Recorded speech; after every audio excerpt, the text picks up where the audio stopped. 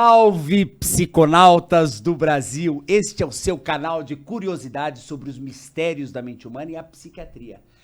3 visões, muitas vezes diferentes, outras vezes iguais, poucas vezes iguais, sobre os fenômenos psicológicos. Irão discutir aqui sobre os elementos por trás dos nossos neurônios e a matemática que produz o que chamamos mente humana. Eu sou o Rodrigo Ramos, psiquiatra e psicodramatista. Você quem é? Eu sou Ricardo Abel, psiquiatra também. Roberto Canton, psiquiatra também. Muito bem. Muita diversidade tem aqui. Hoje vamos conversar sobre Hannibal Lecter, nosso conhecidíssimo colega, ele é psiquiatra também, psiquiatra forense, ficcional, diga-se de passagem, criada pela mente criativa de Thomas Harris e que deu para Anthony Hopkins talvez o maior motivo para se orgulhar da sua carreira. Hannibal Lecter é o personagem de 4 livros de Thomas Harris: Dragão Vermelho, O Silêncio dos Inocentes, Hannibal e Hannibal, A Origem do Mal, o pior deles de longe. Não sei se você concorda, mas... Eu concordo, realmente. Mas esse último livro, por fim, fala a origem do mal e o começo da maldade do nosso querido malvado favorito. No cinema, Hannibal Lecter apareceu pela primeira vez em 1986, no filme Manhunter, e foi interpretado por Brian Cox. Mas sua imortalização foi no filme O Silêncio dos Inocentes, do brilhante diretor Jonathan Demme e do roteirista incrível Ted Telly. Vamos começar ouvindo o nosso querido Ricardo Abel sobre Hannibal Lecter, suas impressões sobre o diagnóstico desse querido personagem. Muito bem. Bom, pessoal, o Hannibal Lecter, ele é muito falado no meio do cinema, né? As pessoas que apreciam analisar o psicologismo dos pacientes, não, né? Dos personagens. Que né? aqui pra gente é um paciente. É como né? se fosse... o que chama atenção nessa figura é a engenhosidade, né? E também uma certa crueldade fria com que ele aborda as pessoas e vai manipulando a mente dos seus colegas de filme, né? Os seus, como eu diria... Os atores coadjuvantes. As pessoas do seu convívio, não é mesmo? As pessoas do seu convívio. E como psiquiatras, nós percebemos que esse tipo de comportamento chama atenção porque ele carece muito do poder de empatia. Né? A capacidade de empatia dele é muito enfraquecida. E o que seria empatia? Aí eu acho que o Canton pode esclarecer para a gente, não é, Roberto? Então, sim, claro, com certeza. Pressuposto. Assim, a questão da empatia basicamente é a capacidade de se colocar no lugar do outro, né? Então, o movimento empático que é tão necessário até para a gente trabalhar como psiquiatra, acho que é um dos instrumentos principais. E que eu vou também falar um pouco sobre como seria, né, receber o Hannibal como paciente no nosso consultório, né? Assim, como dar conta de tanta questão negativa, pesada, né? E como ser empático, aí fazer um movimento contrário, né? Como ser empático à falta de empatia, né, plena que ele estabelece, né, no seu modus operandi, assim, né, no seu modus vivendi. Então, eu acho que isso também vale a pena a gente pensar, né? Eu vou falar que eu não teria estômago, né, para tratar num paciente com essas características, né? Ficaria bastante limitado a acolher, a dar conta mesmo disso, né? Como seriam, né, vocês vivenciando, você até como terapeuta, como é que você acha que vivenciaria esse atendimento? Hannibal Lecter, ele seria um paciente extremamente interessante porque ele se enquadraria no que a gente chama de transtorno da personalidade antissocial, né, que são conhecidos como psicopatas, sociopatas, antigamente eram chamados de transtorno da personalidade dissocial, mas o que mais chama atenção é que ele era uma pessoa fria, que agia contra os outros, portanto ele matava pessoas, ele é um serial killer, mas que depois comia as suas vítimas. Isso que transforma o personagem em alguém muito especial e inesquecível. Foi eleito diversas vezes como o melhor antagonista do cinema. Mas eu acho que o que mais... uma pessoa como Hannibal Lecter, quando você interage com ela, o que mais chama atenção é a perda da capacidade que ele tem de avaliar os atos dele. Então a pessoa vai contando as maiores barbaridades, falando do que ele cometeu, das pessoas que ele matou, de como ele fez, e sempre fazendo com que nós terapeutas, nós psiquiatras, fiquemos chocados. Então a gente nessa posição geralmente fica chocado, paralisado conforme ele vai contando. Só que este nosso choque é uma ferramenta diagnóstica, a gente usa pro diagnóstico. A gente fala disso, a gente usa um conceito que é importado da psicanálise, chamado de contratransferência, que na verdade o psiquiatra analisa o que ele sente ao atender o paciente. E ao atender Hannibal Lecter, ao assistir os filmes do Hannibal Lecter, a gente fica extremamente chocado a todo momento. Tanto que o Anthony Hopkins, acho que ele conseguiu traduzir de uma maneira muito boa isso, né? Sim. Ele realmente tem a falta de empatia, ele tem a frieza, ele tem a falta de cuidado com os outros, mas eu acho que o Thomas Harris comete alguns deslizes. Por exemplo, quando ele cria o Hannibal Lecter como uma pessoa que tinha empatia pela irmã no começo, e com 5 anos de idade que ele começa todo o processo de maldade. Ou seja, com 5 anos de idade, porque a irmã foi morta e canibalizada, ele resolve matar os assassinos dela e canibalizá-los. E a partir daí ele se torna um canibal horroroso. O que me chama atenção... Você acha que isso é por causa durante o processo criativo da criação do personagem, faltou conhecimento técnico do roteirista? Porque, teoricamente, isso aconteceu quando a criança tinha 5 anos. Só que uma pessoa que vai ter esse nível de transtorno de personalidade antissocial, ele já começa a mostrar um esquisitice, né, uma alteração de comportamento desde cedo. Uhum. A gente vê, quem teve a oportunidade de ver a série do Jeffrey Dahmer, que é o maior psicopata canibal, talvez conhecido, a gente tem vários, mas ele foi um dos maiores da vida real, e que está muito bem demonstrado na série. Ele já de cara mostrava que era uma pessoa excêntrica, uma pessoa deslocada da sociedade. Então, eu acho que esse foi um erro, porque parece que teve um evento a partir do qual ele se transformou em outra pessoa, teve uma mudança de personalidade. A gente poderia até discutir um transtorno de estresse pós-traumático nisso. E existe abri uma chave aqui de parênteses que me ocorreu agora, que é quem discuta uma diferença conceitual entre psicopatas e sociopatas. Muitos autores tratam essas duas palavras como intercambiáveis, como sinônimos até, mas há quem defenda que o psicopata puro mesmo, raiz, ele nasce com alterações neurológicas. Ele nasce com dificuldades do funcionamento de algumas áreas cerebrais, como área pré-frontal, amígdala, e que são áreas ricas em um tipo neuronal muito interessante, conhecidos como neurônios espelho.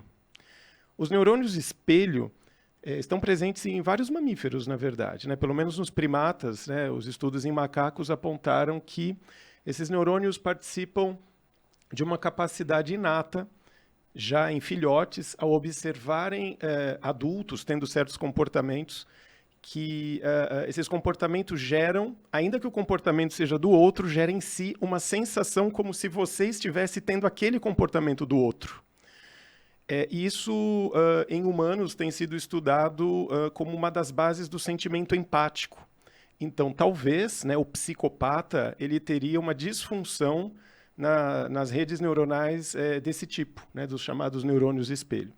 O sociopata, por outro lado, ele poderia ser fruto de comportamentos aprendidos por interferências ambientais, educacionais, sociais, culturais, enfim, e talvez esse caso, bom, não sei, é difícil julgar o que pode ser um pouco pior, mas seria um caso de uma pessoa que tem toda uma estrutura neural saudável, mas que ainda assim acaba caindo para práticas de insensibilidade, de dificuldade empática, por aprendizado, e ele acaba hipervalorizando a vantagem pessoal, né, sobre o outro, ou a satisfação de suas intenções, quaisquer que sejam, mesmo que isso produza mal para pessoas, né?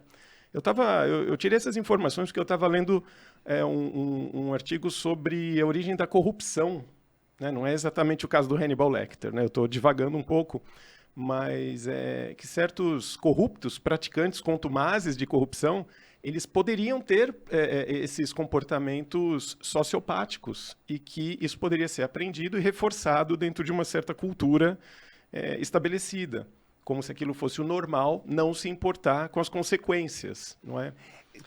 Eu gostaria de fazer também uma inferência em relação a ainda a abordagem neurofisiológica, que deve haver, especificamente, né, dentro do caso desse canibalismo, a sociopatia versus canibalismo, né? Porque eu acho que tem o canibalismo, a sociopatia, ou a psicopatia.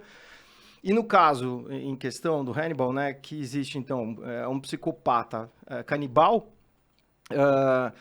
que essa via de prazer, né, deve haver alguma mudança dessa via de prazer que sente e enfim, ativada, não por droga, né, não por sexo, mas é ativada por estabelecer mal ao outro e a comê-lo, né? De alguma forma isso deve, do ponto de vista neurofisiológico, morar alguma diferença se a gente pudesse pensar em termos de população, né?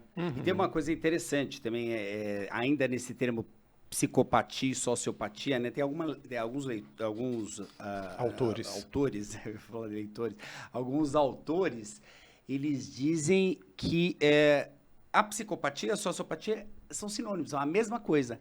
O problema é que um grupo de pessoas entendem que a origem deste mal é neurológica. Então, você chama de psicopata.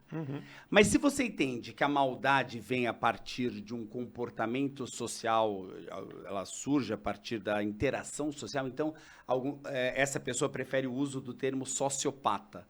Então, existe essa briga constante da definição, né? Pois é.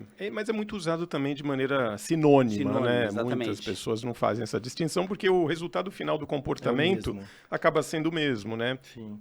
Essa é uma discussão que cabe quando você quer analisar a origem do comportamento, né? De onde vem? Tem uma base muito mais biológica ou mais por interferência ambiental? Exatamente, social. Social, né? Essa é a discussão. Mas e quando você fala do escritor, né, que deu uma escorregada, então colocando os eventos de vida como determinantes de um comportamento psicopata, né, uma psicopatia então decorrente de eventos, o que a gente vê na prática clínica, né, e na história não é bem assim, né? A gente vê Pode já... até ser, desde que mais primitivos, né, eu acho.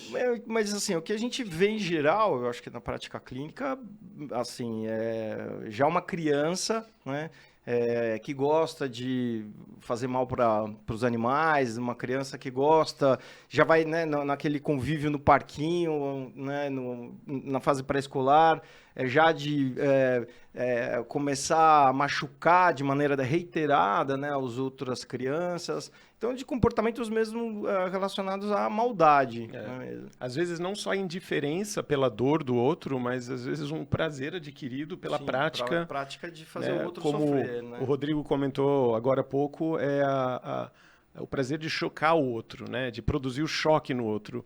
Entendendo o choque emocional, né? Como uma forma de retirar a pessoa do seu bem-estar. Né? Isso é uma analogia de produzir dor também, de certa maneira. Tudo que tira o outro do seu estado de bem-estar poderia, para uma pessoa saudável, ser evitado, porque a pessoa se põe no lugar do outro. Mas para um psicopata, não.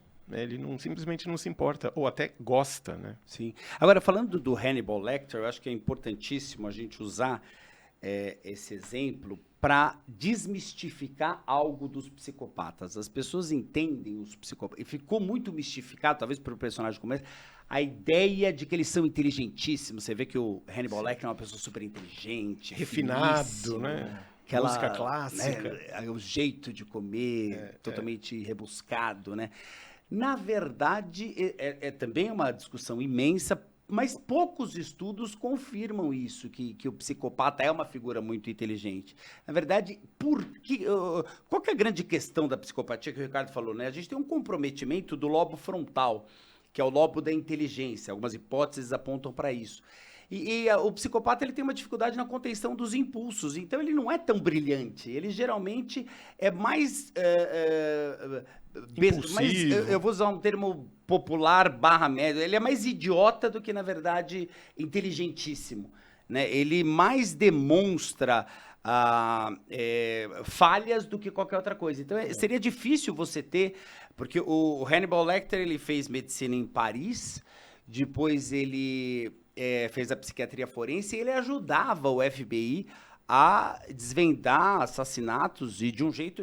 A gente vê no filme, por exemplo, quando chega a agente Starling, ele tem ele cheira e fala o perfume que ela usou e que ela usava e faz uma leitura toda dela. Então, assim, ele mostra uma inteligência que, na verdade, não tem. Eu queria mostrar um pedaço do filme queria mostrar um pedaço do Dragão Vermelho, que eu acho que traduz exatamente melhor o pensamento do... Esse é do Silêncio dos Inocentes? Dragão Vermelho, esse mesmo. Vamos lá.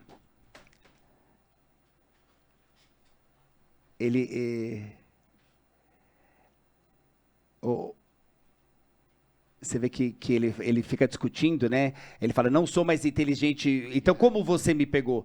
Você tinha uma desvantagem. Que desvantagens? Você é demente. Ou seja, de certa forma, ele está trazendo para a gente a ideia de que o psicopata, por princípio, ele tem um problema.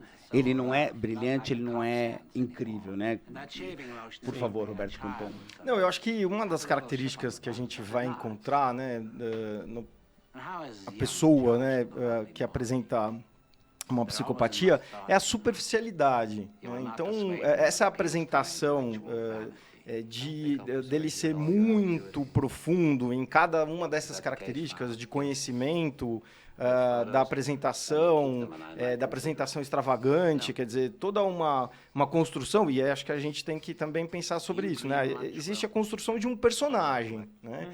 Então, a construção de um personagem que, se fosse marcadamente um psicopata, né? Como a gente tem na história, várias pessoas com características de psicopatia, como o Champinha, por exemplo, né? Sim. Onde teve aquela situação absolutamente bizarra de abuso sexual, né? E depois de assassinato de uma menina, né?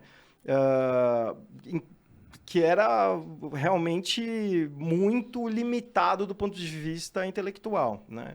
Então, a gente tem o predomínio mesmo dessas características até da psicopatia em pessoas que têm uma limitação, né? Uma limitação cognitiva, né?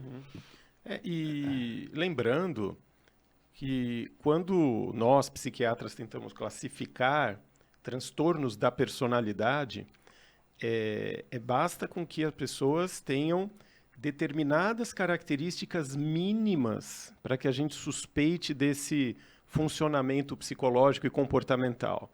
Não quer dizer que todos os psicopatas são pessoas iguais, ou todos os portadores de transtornos de personalidade são pessoas iguais.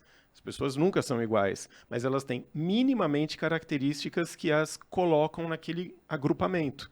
Então, o Hannibal Lecter é um personagem culto, inteligentíssimo, porque o que constrói a personalidade de uma pessoa é toda uma base do que ela recebeu como exemplos, como base educacional, contato com cultura, educação. E, além disso, ao lado disso, em paralelo a isso, vai se construindo também a parte deformada da personalidade. Não é? Então, Hannibal Lecter é fruto único da história de vida dele, como qualquer pessoa é. Né? Ainda falando um pouquinho dessa coisa da limitação do psicopata, acho que é interessante, a gente fala, mas por que né, poxa, tem psicopatas inesquecíveis, por exemplo, o Ted Bundy. Por exemplo, o Ted Bundy poderia ser tido como um psicopata inteligente, porque, afinal de contas, ele foi lá, foi advogado dele próprio, tudo. Mas até ele era um problema. Na verdade, eu acho que a sociedade A sociedade conseguia ser mais comprometida intelectualmente do que ele. Porque tem uma autora que foi amiga dele, chamada Anne Rice, que ela escreveu um livro fantástico, aliás, eu recomendo, sobre ele, e que ela disse que quando começou os assassinatos, aquelas notícias de assassinatos, veio ele na cabeça dela, falou, meu Deus, esse cara era a região que eles moravam, tudo, ele foi companheiro dela em algo equivalente do CVV, que era do Centro de Valorização da Vida. Eles trabalhavam tentando convencer as pessoas que estavam pensando em suicídio a não fazer isso, etc. E ela, na hora que veio a descrição, ela pensou nele. E ela falou, não, mas não pode ser ele, porque tinha a informação de que o autor dos crimes tinha um Fusca. Uhum. E ela, como ela era uma repórter policial, ela pediu pro amigo dela ver se ele tinha um Fusca. Ela falou, ele não deve ter, estou só falando porque eu sei que ele não tem, mas procura isso para desencargo de confiança. Desencargo de consciência. Ela foi lá, ele foi ver e falou, peraí que eu já te ligo. Aí ele ligou para ela, olha, ele tem um Fusca. Então, ele viu que tinha um Fusca e não for. Ela falou, assim, não, é bobagem, e não foram atrás. Ele falou, olha, ele tem um Fusca. Exatamente. Depois ele virou e falou assim, fizeram o retrato, falaram, o cara chama Ted. Conseguiram pegar o nome do cara. Com o Fusca, Ted. Com o Fusca, Ted. E não pegaram o cara. Depois, conseguiram fazer o retrato falado que era idêntico ao Ted Bundy. Não pegaram ele. E depois ele ainda, no trabalho, ele faltava no dia que os assassinatos eram cometidos. E as pessoas brincavam, vou te denunciar. E não pegaram ele. Pegaram depois de muito tempo. Então você veja que tem uma coisa aí a gente fica pensando, poxa, mas ele é inteligente demais, mas estava lá na cara. A sociedade tinha um problema de identificar e dizer. É a mesma coisa do Hannibal Lecter, né? Porque era um médico respeitado, porque era um cara que ajudava o FBI, a gente ficava muito com essa ideia. Né, a partir de um pressuposto, né, de um estereótipo do médico, né, que é um cidadão teoricamente honesto, que não precisa praticar o mal, afinal, o Hannibal Lecter teria toda a condição de ter uma vida boa, né, com os ganhos dele, com o trabalho dele. Por que praticar o mal? Exatamente. Enfim, fazendo um parênteses, a gente teve no Brasil, né, uma série de médicos, né, com comportamentos absolutamente psicopatas e que de alguma forma trouxeram bastante sofrimento aí aos seus pacientes. Mas voltando, né, o Hannibal e o canibalismo, eu acho que só a apresentação do canibalismo acho que já é marcante, né, por ser algo absolutamente fora da nossa cultura, né? Então, algo que seja muito bizarro, essa apresentação. Eu quero dizer com isso que todo mundo vai ver, né, ele como um psicopata. Né? Assim, é difícil de uma pessoa que não seja mesmo, enfim, né, do meio psi da vida, que seja psicólogo, psiquiatra e afins, que não veja como alguém com portador de um transtorno que sai fora do comportamento habitual esperado por um ser humano. Né? Porque se a gente... Eu acho que a gente entra um pouco na esfera moral, vamos dizer, né, das leituras sociais. A gente tem, por exemplo, a tribo Korowai, em Papua Nova Guiné, que tem até uma imagem aí deles, que essa tribo pratica o canibalismo de pessoas que eles admiravam, de inimigos. Aí tem um exemplo dos integrantes dessa tribo. E aí eu pergunto, né, o que impede alguém de canibalizar alguém, né? O que impede alguém de comer uma pessoa, no sentido de canibalização, logicamente? O que impede? Deglutição. De deglutição. Né? Se a gente for ver, é uma carne. Nada impede. Né? Mas a gente, de alguma maneira, a nossa sociedade, de alguma maneira, ela foi dizendo, olha, isso não pode. A sociedade, ou mesmo uma força biológica mais primária mesmo. O canibalismo no mundo animal é raríssimo e passa a ocorrer em situações extremas. Por exemplo, em comunidades de ratos, eles evitam comer uns aos outros, mas quando falta o alimento, eles começam a se canibalizar. Mas essas são situações extremas. Então seria uma coisa da psicologia evolutiva, talvez. Por que... Né? Porque existe, né, assim, entendendo a psicologia evolutiva como uma força primária, existe uma dessas grandes forças que são diretrizes para a sobrevivência das espécies, nas quais a espécie deve se... comportamentos que preservam a espécie geralmente passam de geração para geração. Então, comportamentos autodestrutivos para a espécie tendem a ser banidos, tendem a ser inibidos, né? E a espécie é considerada mais evoluída também quanto mais ela louva os antepassados, os mortos, né? Que aconteceu, por exemplo, com o Homo de Neandertal. A gente começa a dizer que eles estavam mais perto do Homo sapiens, justamente porque eles encontravam cemitérios, coisas Sim, desse cemitérios, tipo. cultos. Quer dizer, a gente não tem um crime claro de canibalização, né? A gente tem no Brasil o vilipêndio ao cadáver, né? Que a gente até faz quando a gente começa a anatomia. Aliás, a gente tem essa experiência de fazer uma oração ao cadáver. Uma na primeira homenagem. vez só, não é que sempre tem.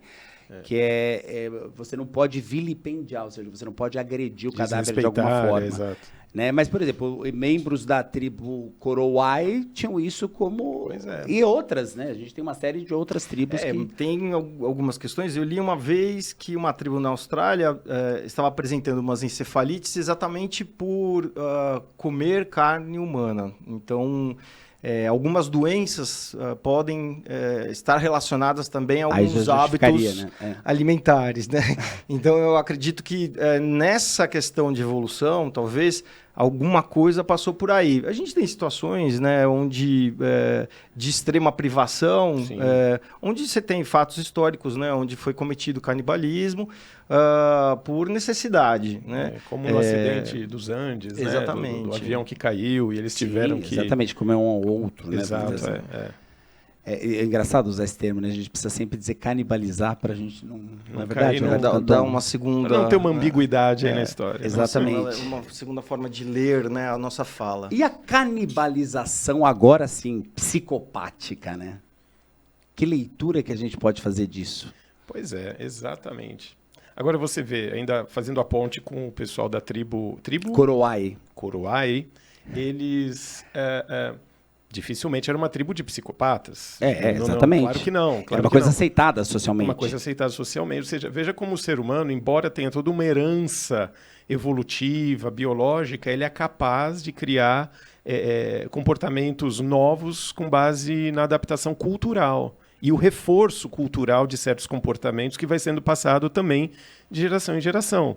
Então, isso gerou uma normalização desse comportamento, o que é raro. Se você pegar, analisar a humanidade como um todo, os povos do mundo inteiro, o canibalismo não é muito frequente mesmo. Mas, de forma rara, ele se tornou praxe, né? Ele se tornou comum, né? Como nessa tribo. É muito interessante isso. E esse fenômeno, né? A ligação do canibalismo com a psicopatia. Porque você vê o Hannibal Lecter claramente comia como um requinte da maldade, né? E mais do que isso, né? Além de comer como um requinte da maldade, ele fazia outras pessoas comerem. Né? Por exemplo, ele pegou a orquestra lá, não me lembro de onde que é a orquestra. Se alguém lembrar aí, conta pra gente. Ele pegou um músico da orquestra e serviu para a orquestra. Isso no filme Dragão Vermelho. E a pessoa, quer dizer, é algo do tipo, eu sou mal, eu sou impuro e como carne humana, mas você também come. Eu estou marcado, mas você também está. Né? E a pessoa passa a ser uma pessoa... Ele traz um mal mais perene ele parece uma necessidade também de reforçar o prazer de fazer causar mal, de causar mal. Disseminar, né? Exatamente. A gente tem, por exemplo, no Brasil nós temos casos perversos também de canibalismo. Por exemplo, os canibais de Garanhuns, né? No Pernambuco. Os canibais de Garanhuns, também nós temos imagens deles, eles faziam coxinhas de carne humana. Você vê que pessoas assim que não necessariamente a gente diz que... acho que o Lombroso realmente mostra que é falho aí, né? Porque você não vê que são pessoas... Essa senhora, muito por comuns, exemplo, né? Ela vendia coxinha de carne humana e as pessoas compravam. Imagina como foi para as pessoas que compraram as coxinhas dela saberem que, na verdade, elas estavam comendo carne humana, né? Exatamente. Isso só imagino porque é o seguinte, no segundo filme, né, do Hannibal, que é Hannibal mesmo, né? Tem a cena onde ele tá comendo o cérebro de um pobre coitado. E eu não consegui, assim, eu saí do cinema porque eu não consegui ver essa cena, né? Eu imagino alguém que tenha ingerido a coxinha de carne humana, né? Depois ficar sabendo, deve ser... É o fazer bizarro, o mal e te colocar nessa posição, né? É uma perversidade impressionante. Ímpar. E a gente até podia fazer, né, enfim, uma expedição para conversar com, assim, ir para Pernambuco, né? Ir para Pernambuco, para Garanhuns. Tem umas reportagens, o Roberto Cabrini conversou longamente com eles. Com eles? É bem interessante. Agora, tem essa canibalização, porque o comer, né, ele é o jeito mais primitivo de incorporar, né? Psicologicamente, se a gente for pegar, por exemplo, os 3 ensaios sobre a sexualidade do Freud, ele faz a divisão, né, na fase oral, fase anal, fase fálica, fase de transição e fase genital. E a fase oral ele chama ele fala a fase da canibalização, né? Então você vê que é uma coisa, é um crime com uma perversidade oral, né? É o incorporar. As tribos, muitas vezes, eles incorporavam aquele cara que eles admiravam e diziam, eu vou pegar um pedaço de você e vou excretar o que você tem de pior. O que você tem de melhor eu incorporo comigo e o que você tem de pior vai pelas fezes. Né? Então você vê que tem uma coisa... Agora, tem um quê de poder, né, nesse processo todo. Né? Tem uma coisa de você é meu, né? Talvez seja o sadismo no esplendor máximo. Né? Verdade. No caso dele, eu não sei o que eu ia dizer. Eu ia dizer alguma coisa, mas eu não lembro. Mas o que eu acho que é interessante, né? Se a gente pega do Freud essa fase oral de incorporação de elementos do mundo externo, né? Quando a criança começa a incorporar, talvez aqui vai até os 3 anos. Se a gente tiver, e no psicodrama a gente tem um modelo do ingeridor que vai até os 4 meses. Se o Thomas Harris tivesse descrito alguém que nesta fase passou por grandes privações, eu entenderia melhor a pessoa ter uma psicopatia. Isso se a gente considerar o sociopata, né? Considerar que o meio, de alguma forma, influenciou. Isso a gente não sabe se é o meio que influencia, se é a genética. A gente está numa pesquisa constante sobre isso. Mas você veja que é um crime oral, é um crime histérico, né? Uma psicopatia histérica. A todo momento ele é dramático, o Hannibal Lecter, né? Ele mostra todo... Será que existe uma identificação real do Hannibal Lecter com os psicopatas da vida real? Porque existe uma construção cinematográfica ali. Né? O Hannibal Lecter é realmente muito dramático, teatral, né? Ele faz as expressões, as caras e bocas dele, que é uma interpretação maravilhosa, né? Que faz você se envolver com aquilo e realmente experimentar a sensação do ator. Ele é excepcional. O Thomas Harris se baseou ele fala numa entrevista que ele se baseou num psicopata mexicano. Uma vez ele era um repórter, ele foi visitar um determinado preso e ele conheceu esse mexicano. No México, numa prisão no México. Tinha um americano preso lá. Ele foi falar com esse americano, mas conheceu esse... E aí ele descreve que o cara... Chamou muita atenção dele. Ele é o príncipe... Ele é um dos... Tem muitas inspirações para o Thomas Harris, mas uma delas é esse cara. Agora, a gente não sabe exatamente como ele funcionava, né? O Ted Bundy, voltando para... Já era mais teatral, né? Já era... Aí nós temos filmes dele atuando... No tribunal, e ele completamente teatral. Por exemplo, tem uma hora que o Ted Bundy pede em casamento uma testemunha na frente de todo mundo aplaude, não sei o que lá, fica aquela coisa. Ele já tem um pouco mais desse dom, né? Sim. Então é uma coisa mais dramática. Existe uma grande população com psicopatia instalada, vamos dizer assim, que não tem essas características talvez tão inteligentes ou manipuladoras, assim, né? Dentro daquela divisão que não é consensual entre psicopatas e sociopatas, os psicopatas eles seriam mais facilmente pegos, né? Por quê? Porque eles tendo, de fato, uma disfunção biológica cerebral, eles seriam mais vitimados por impulsividade, não é? Por querer satisfazer os seus próprios desejos e impulsos de maneira mais atabalhoada, não tão planejada, mas sempre de forma insensível, sem empatia, que é a característica nuclear, né, da psicopatia. Já se existir mesmo essa divisão, né, os sociopatas, não.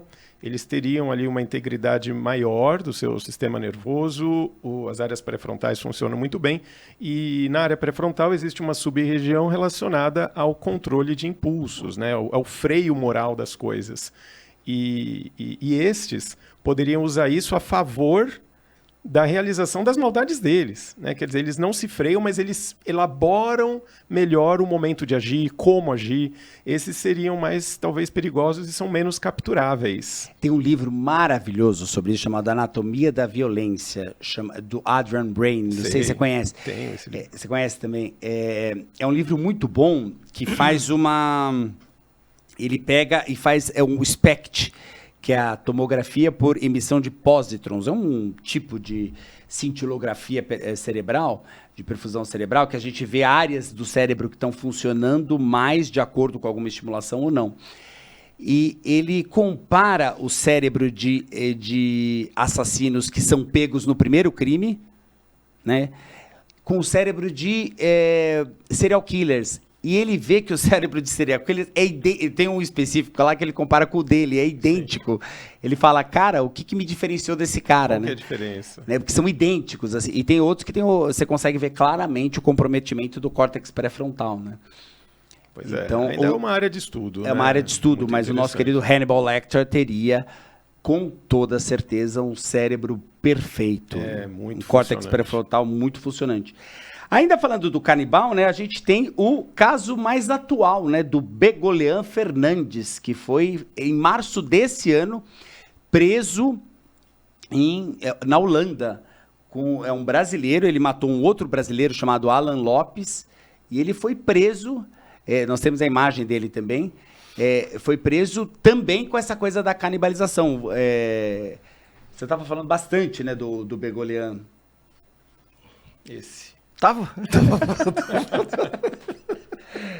Tava falando bastante do Begolian. Você comentou. Comentei, mas não, acho que não falei tanto, assim, tão profundamente. Acho que eu só comentei en passant.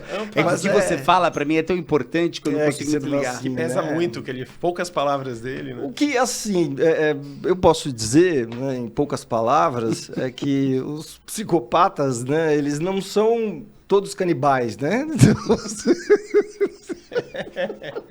Isso precisa ser, assim, precisa ficar, acho que patente, né? Precisa ficar presente na nossa discussão. Pode falar do Begolian? Então, do Begolian, vamos voltar para o Begolian. Sim, o Begolian que tinha uma apresentação já, né, disfuncional, né, no seu entorno, não era uma pessoa que funcionava muito benzinho, né, redondinha, não, já tinha uns atritos, né, com as pessoas no entorno, mas foi uma surpresa quando descobriram, né, em seus pertences, objetos que seriam, na verdade, carne humana. Né? Eu fiquei muito intrigado com a história, não sei detalhes dela, mas pareceu mais um rapaz psicótico do que necessariamente um psicopata. O que é uma pessoa psicótica? Uma pessoa que está fora da realidade.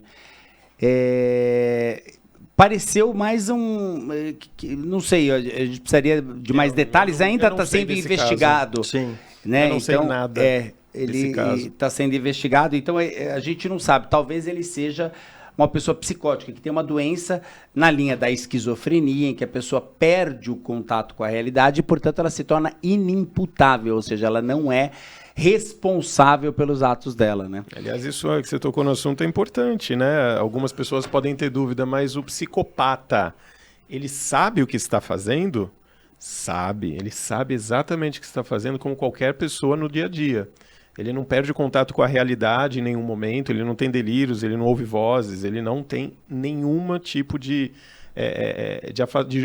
prejuízo do julgamento da realidade. Ele não tem isso. E isso é levado para condená-lo, né? Exatamente. Sim.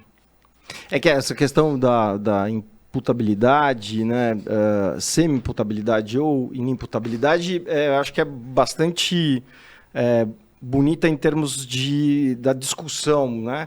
Mas no final a gente precisa colocar que as pessoas vão responder sim, né? De alguma forma, vão ser penalizadas, né? Apesar do termo imputável e inimputável, mas ela vai ser submetida a algum tipo de condição de privação da liberdade, né? Concluindo de maneira extensiva. Então, que as pessoas fazem confusão, né? Mas fulano foi considerado inimputável, ele não pode responder pelos seus atos. Então que ele vai conseguir rapidamente estar na sociedade livre e tal, e não é bem isso que acontece, né? Pelo contrário, né, os inimputáveis e semi-imputáveis permanecem por vezes muito mais tempo, né, na condição aí, de presos do que propriamente os imputáveis, né? Exato. Agora, voltando um pouquinho para o Hannibal Lecter, né, ele mostra uma inteligência, né, voltando para a questão de inteligência, absolutamente superior, porque ele vira uma peça fundamental para o FBI, né? Óbvio, nós estamos falando de um romance, mas ele se torna a parte reflexiva do FBI. Né? A Clarice Starling, Clarice Starling, que é interpretada pela Judy Foster, maravilhosa Judy Foster, vai pedir ajuda para ele. Depois o Will Graham, que é quem que interpreta ele? Aquele moço que fez o Incrível Hulk, eu esqueci o nome. Eu esqueci também. Do Ilusionista. Como que ele chama? O Clube da Luta. Edward Norton. Edward Norton. Esse. Ele também vai pedir ajuda para ele de alguma forma, né?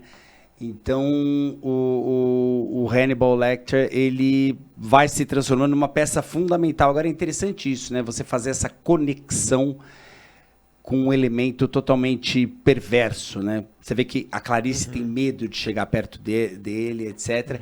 E o grande motivador da atuação dele, da ajuda dele do FBI, é ele poder analisar a Clarice. Né? Tem até uma cena aqui, né, do Silêncio dos Inocentes, que é muito bacana. Nessa cena, os dois começam a conversar e o Hannibal Lecter, ele pede... O Anthony Hopkins, no caso o Hannibal Lecter, ele pede para que ela conte um pouco da vida dela, né? E ele fala quiproquo, ou seja, você vai ter que... Você fala um pouco da sua vida, que eu falo um pouco da minha, né? Que eu te ajudo. Fala um pouco da sua vida, que eu te ajudo. Essa cena, ela é icônica, porque quando o roteirista, o Ted Telly, escreveu essa cena, ele pôs um flashback, que ela descreveria a vida dela, mas entraria um flashback. E ele brincou, o Jonathan Demme, ele falou, olha, se eu fizer o flashback dessa cena, eu vou ser expulso da Associação Americana de Diretores. Olha que campo contra campo, né? Porque ele põe a Clarice, depois ele põe o Anthony Hopkins. Que interação maravilhosa que ele tem, né? E só contando a história deles, né? Que é uma coisa até meio anti-cinema, né? Porque é só o rosto, percebe que é só o rosto dos dois. Sim. E ela vai se abrindo para ele, né? Então, o grande prazer dele é, de alguma forma, consumir a pessoa, ou seja, consumir a carne ou consumir a história, consumir toda a psique, né? Você vê que a pessoa fica completamente entregue na mão dele, que é o que a gente chama de manipulação. Manipulação, e da onde ele extrai muito prazer, né? E a pessoa acaba se entregando, né? Porque, de certa forma, ela precisa dele, né? Então é muito interessante. Agora, voltando um pouco para os canibais, a gente também tem um canibal, que eu me esqueci o nome dele, mas é um canibal alemão, o Armin Meiwes. Essa é uma história interessantíssima, porque ele publicou na internet que ele queria canibalizar alguém. É aquela história que vocês estavam falando. Esse rapaz, ele queria canibalizar alguém. Ele que convidou alguém, e ele né? pôs alguém que quer ser comido. Foi através de um aplicativo? Através de uma rede social. É Tinder? Não era o Tinder. Não era o Tinder? Não. Não tinha naquela época ainda. E aí ele colocou lá e um rapaz apareceu e falou, olha, eu quero ser Sei. comido. Nossa. E aqui a gente pode usar esse termo porque aconteceu, ele foi tanto canibalizado como sodomizado. Né? Sim. Ele ainda tirou um pedaço do rapaz, fritou Um e pedaço. os dois comeram Que pedaço era esse? aquele pedaço. Aquele pedaço. Aquele apêndice. Aquele apêndice do corpo. E aí eles se alimentaram daquilo. O rapaz foi perdendo cada vez mais a consciência, porque foi sangrando bastante. E então ele comeu partes do rapaz, guardou, etc. Guardou no freezer. Mas o que chama muita atenção, que deixou todo mundo chocadíssimo, é que aqui teve um consentimento. Teve Era um uma pessoa que voluntário. se entregou para isso. Sim. Quer dizer, acho que é a expressão máxima do sadomasoquismo. Né? Tinha o Exatamente. sádico e o masoquista, né? Que quis sofrer com isso. Por favor, fale alguma Não, mas coisa que você tá... É porque é muito impacto mental, né? Pra mim já é impacto muito forte o canibalismo. Agora, alguém se ofertar, né, como prato principal para o outro, é algo absolutamente, volto a falar, eu uso pela quinta vez hoje, mas é que é bizarro, é muito bizarro alguém chegar nessa condição. E eu, fazendo uma análise psicológica, né, do indivíduo que se oferta para ser canibalizado, enfim, eu não consigo estruturar nenhum caminho desse ser, assim, dessa... O juiz, na sentença, eu não me lembro quanto tempo ele foi condenado, mas ele descreve, os dois estavam em busca do prazer máximo. Né? Quer dizer, o entendimento foi que o masoquista, aquela pessoa que quer sofrer, estava ali vivendo o prazer máximo, bem como o matador, né? O canibal. Né? Mas eu acho que seria interessante a gente também levantar mais em relação a essa vítima que consentida, entregou, né? Porque é um suicídio, né? É um suicídio, dizer, praticamente. É um suicídio. Assistido, mas suicídio, porque ele concordou com a própria morte. Eu assisti um suicídio com uma base de tortura, né? Então eu me coloco para ser torturado e morto, né? Então, isso é uma coisa interessante, né? Será que ele foi torturado? Porque ele chegou a tomar muito analgésico, ele se privou muito da dor. E tudo foi feito com muito consentimento. Não será teve... que você chama isso de tortura, né? A tortura é um sofrimento, né? E de uma pessoa que não quer sofrer, ele né? Curtindo, né? Exatamente. Primeiro... O que parece, né? Ele curtia aquilo. Ele curtia e não estava tendo dor. Então, mas aí que tá, aí a tortura, a tortura consentida, ela não é tortura? Não sei, é boa pergunta. Então, mas o que é tortura, né? Acho que a gente pode questionar isso. Se tem um consentimento e se não tem dor, é tortura? Mas assim, eu também fico pensando, precisa tomar muito analgésico para, né? Ele deve ter começado cortar 10 dias antes a tomar lá o Cataflã. E aí ele falou, beleza, deu 10 dias. Que o laboratório não fique bravo comigo, mas acho que ele já está superado, né? Não, lógico que em algumas situações... Diclofenaco, né? Então, começou a tomar a medicação para dor uma semana antes para se... e também deve ter tomado antibiótico ou não? Acho que não, antibiótico não ia dar tempo de infeccionar nada ali, né? Exatamente, acho que esse não precisou. Só mesmo analgésicos e anti-inflamatórios. Tá certo. Mas é isso, esse é o nosso querido Hannibal Lecter e a sua psicopatia, o seu transtorno da personalidade antissocial. Por favor, Roberto Cantón, você fale alguma coisa... Eu estou ávido para te ouvir. Eu só realmente coloco o quanto que toda essa questão ela me traz uma aversão muito grande. Então eu Você acha que você não conseguiria atender um psicopata? Não, acho que psicopata, atendemos, né? Já atendeu, assim, não é, né, não tem preferência, né? Que tem algumas pessoas que têm preferência por psicopatas, mas não, pelo contrário, não consigo ter realmente empatia com o não empático, né? Eu acho muito difícil proceder a uma aliança terapêutica para que caminhe, sendo que alguém sempre vai tentar te manipular nessa aliança terapêutica, né? Então reiteradamente, reiteradamente, que é parte do estado, né? Mental. E é muito muito pobre, né? Assim, acho que por isso que chama bastante atenção, né? Quando fazem esses personagens muito rebuscados, refinados, o que a gente tem acaba atendendo é alguém muito às vezes flat, né? Mas... muito plano, né? Em suas apresentações. Não é nada nessa refinamento, né?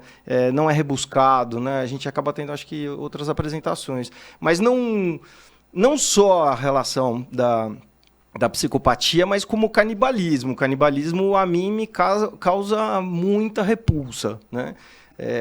Em situações, né, às vezes de leitura, de vídeos, né, de história, como eu falei, saí no meio do filme, né, para não ver ele comendo um pedaço do cérebro do rapaz. Então, assim, a mim me causa bastante esquiva. Então, eu acho que não é só a psicopatia, né, mas o canibalismo em si, nas outras histórias mesmo de canibalismo, isso me causa bastante ojeriza. Ricardinho. Muito bem. Não, é um personagem incrível, né? Hannibal Lecter é um ícone do cinema de todos os tempos e que chama atenção por esse comportamento psicopático e sofisticado dele, né? Como eu falei em outro momento, ele reúne pelo menos duas coisas principais, né, no campo da personalidade dele. A psicopatia, óbvia, mas também toda essa coisa refinada. Ele é dado à música clássica, né, à cultura, à arte. Ele se põe como um intelectual e que tenta colocar para a sociedade essa imagem de uma pessoa sofisticada e talvez boa para os outros, mas conforme aqueles que se aproximaram mais dele foram caindo nessa teia de manipulação e de alimentação. E de alimentação. Exatamente. Mas é um personagem rico demais, né? Como o Canton disse, não é um personagem que espelha o dia a dia dos psiquiatras pelo mundo, até, eu posso dizer, né? Um personagem com esse grau de sofisticação. Pode haver, mas a psicopatia raiz mesmo do dia a dia em pessoas que não são, talvez, Hannibal Lecters, mas que têm suas práticas perversas e com um certo grau de falta de empatia, a maldade pela maldade. Isso existe. E, eventualmente, essas pessoas vão ao psiquiatra, mas não por causa da psicopatia, porque essas pessoas dificilmente aparecem espontaneamente no consultório falando, olha, eu acho que eu sou psicopata, eu não tenho sentimentos como as outras pessoas, porque para ele isso não incomoda. Incomoda a pessoas em torno. Então, o que pode ser mais comum de acontecer são pessoas ainda jovens, que ainda têm um contato com uma rede de família, né, e que essas pessoas da família que podem perceber esse tipo de comportamento e tentar levar essa pessoa a um tipo de atenção em saúde mental. Mas a própria pessoa, o psicopata não está em sofrimento. Ele não tem isso.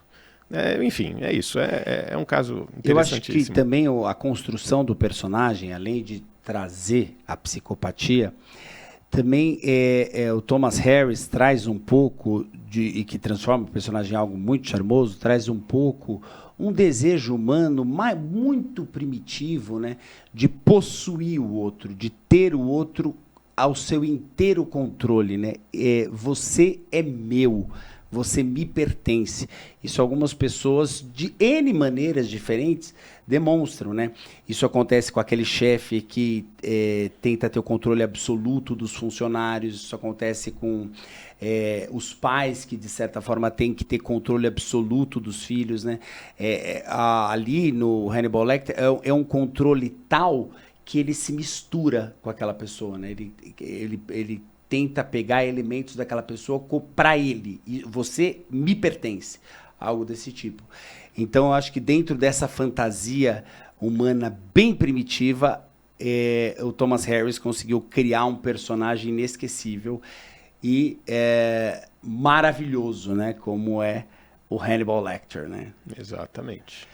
É isso aí. Acho que ficamos por aqui hoje e na próxima estaremos juntos com o próximo tema. Quero mandar um grande abraço para vocês e vamos junto na próxima. Isso aí. Tchau, gente. Até mais. Tchau. Grande abraço para vocês. Vamos junto na próxima. Até.